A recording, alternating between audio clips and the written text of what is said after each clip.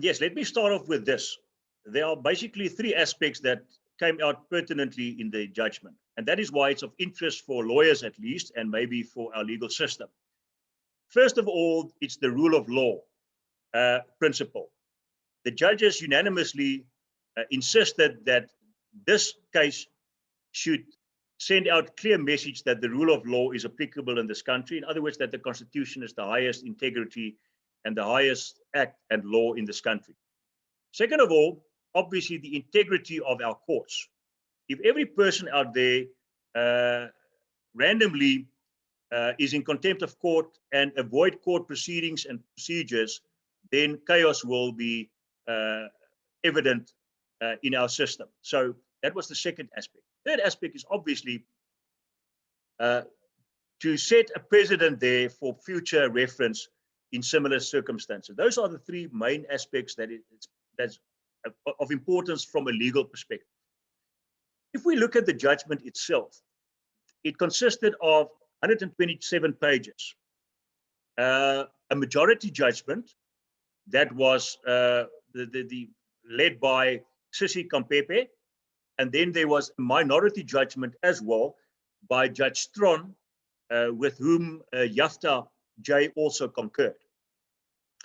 That in itself is indicative that even in that court, there was not a unanimous verdict regarding this case.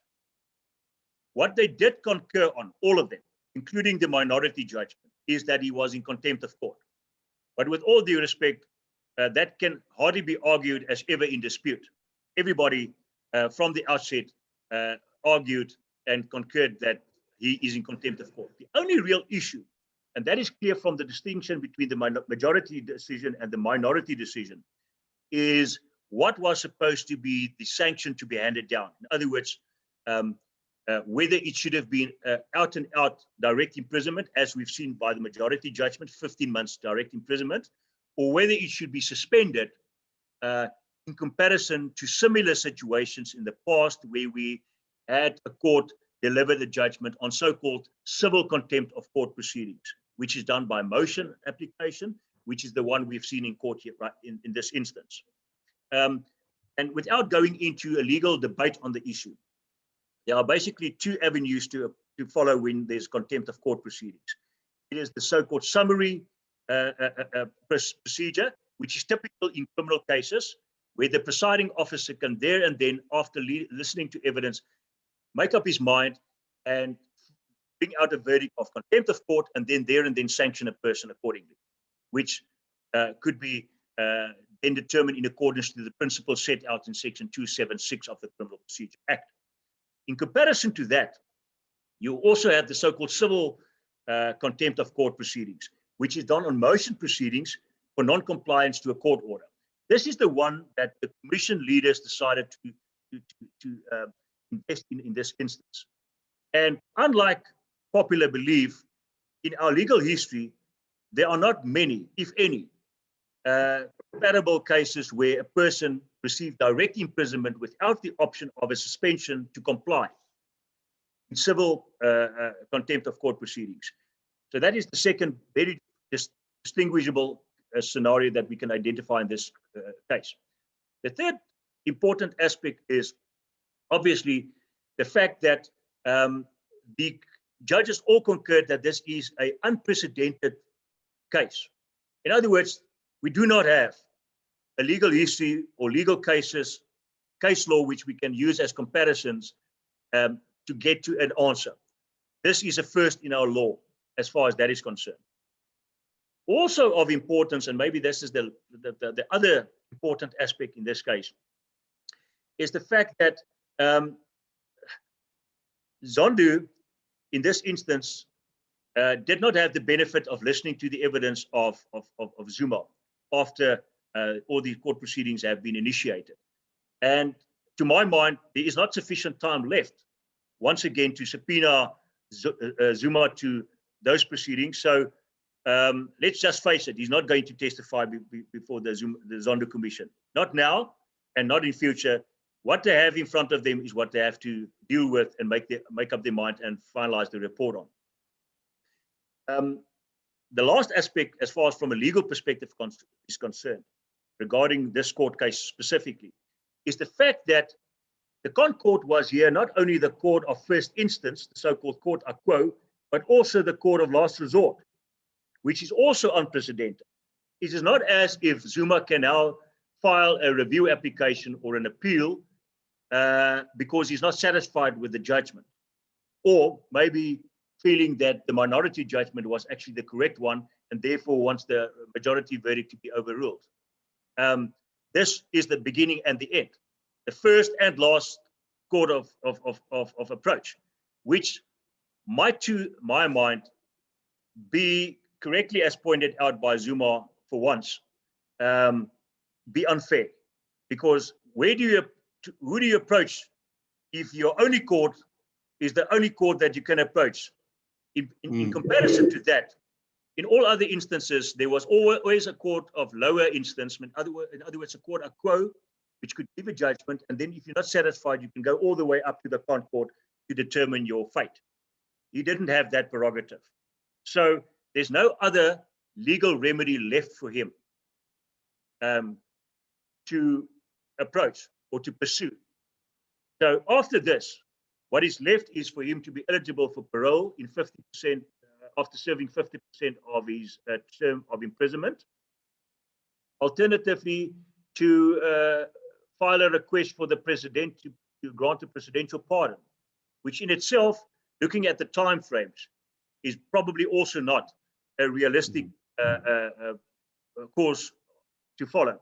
So the ultimate result will probably be that he will be incarcerated for at least 6 or 7 months, after which he will be then let out on parole. But he will have a criminal conviction because he was found guilty, and correctly so, on an offense. Call it what you want.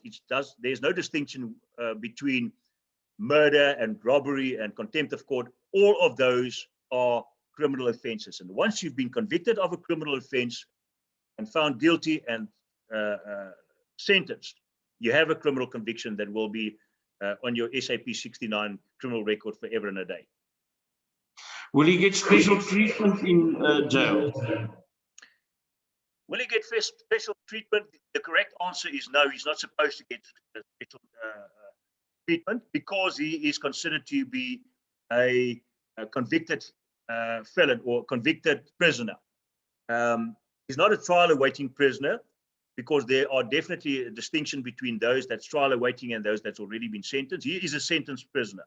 So he is supposed to wear his orange overall and all the other things that we associated with prison life. That being said, he was a former president of this country. He is a leader in the African National Congress. He is a political high-profile person. There is a lot of sympathy out there for him, whether we agree with it or not, and whether we like it or not. And maybe in his own interest and in the interest of the bigger scheme of things, the bigger picture, for his own safety, he might be incarcerated in a single cell. Whether he will have the benefit of a TV and a cell phone and all those other things, that we will not know, because it falls outside the auspices of the criminal law and the court system.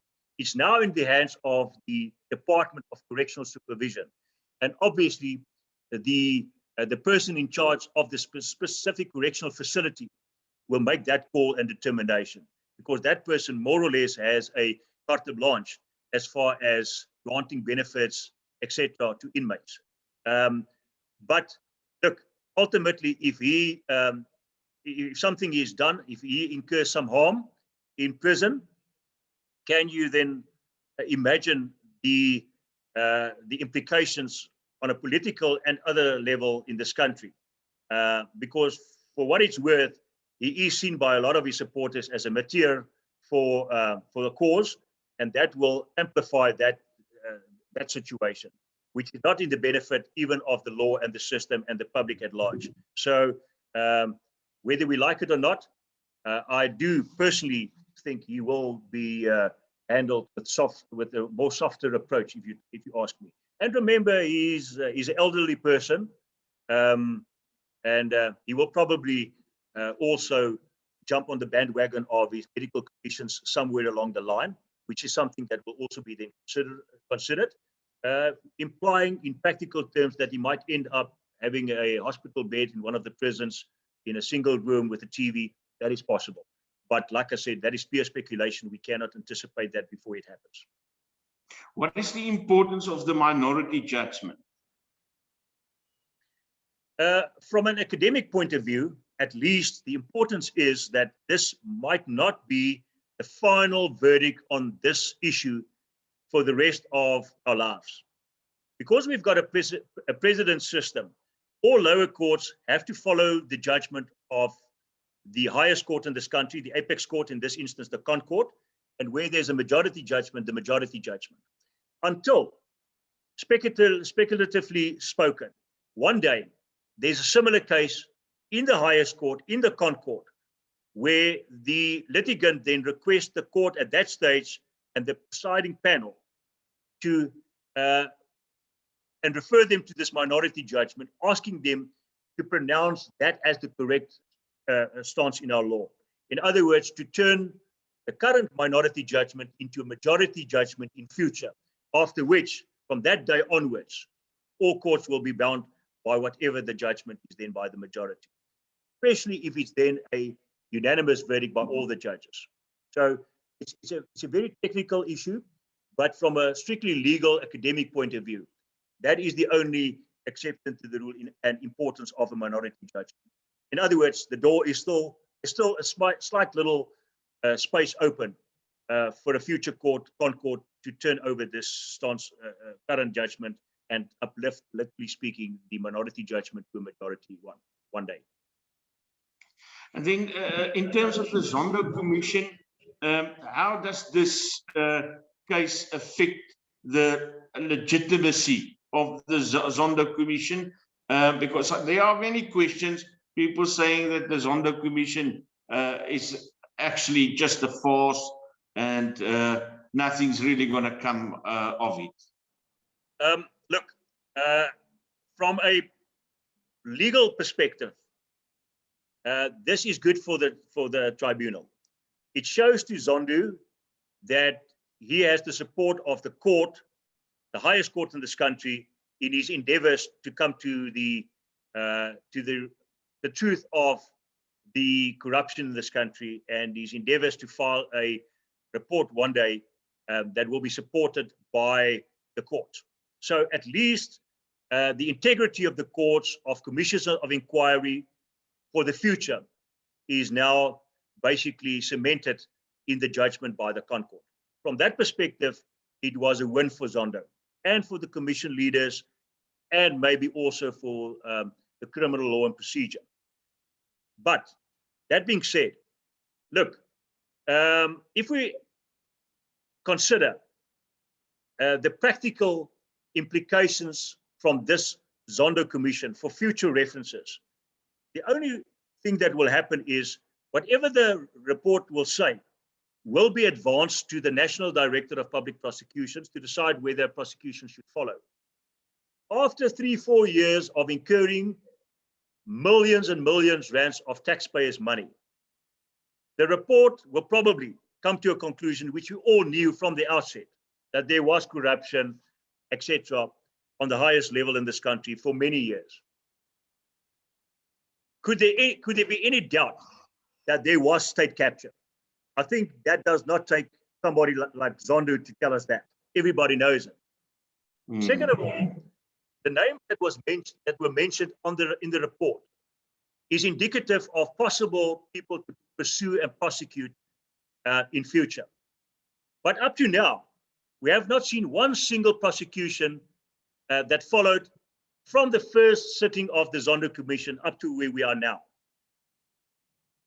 That is a concern to me, because one would have expected from the very outset, the moment the first witness have testified and there was indications of state capture, corruption, the NDPP should have intervened and said, listen, we are going to gun you from the outset.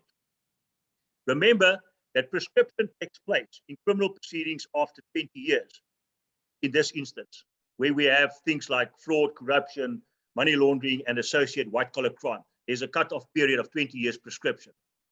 So if the Zondo takes another couple of months or years to finalize the report, and the NDPP then start the investigation on a number of possible accused persons, then we are running the risk of going into prescription, especially if the events took place 10 years and 15 years ago, as we've seen in a number of these situations. They're running out of time, and it will imply further legal cost to be incurred by the taxpayers, which we do not have. We do not have the resources to go through the motions once again. Maybe last but not least, I want to see that prosecutions take place. A commission of inquiry into state capture and the report is going to be a booklet that will be filed there somewhere in a library, and we will. But if nothing comes from it, then we have wasted money and effort and resources. That's the only criterion that I foresee that will come the way to the Zondo Commission for future generations. So something must follow. And if that does not happen, it was a waste of time, energy, money, and taxpayers' money, to be specific.